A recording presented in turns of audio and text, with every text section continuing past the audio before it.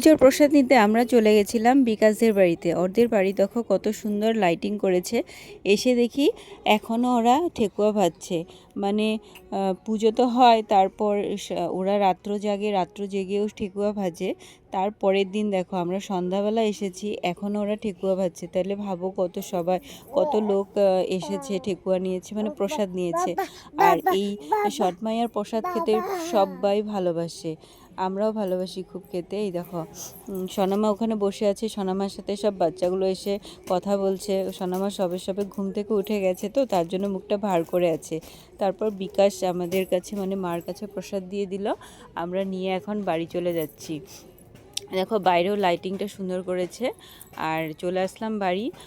অনেকের বাড়িতেই নিমন্ত্রণ করেছিল, যেতে পারিনি। বাড়ি এসে এসে প্রসাদ দিয়ে গেছে। তো আমার শক্ত শক্ত এই ঠেকুয়া খেতে আমার হাজব্যান্ড খুব ভালোবাসে। ভেবেছি যে ঠেকুয়া রেসিপিটা শিখে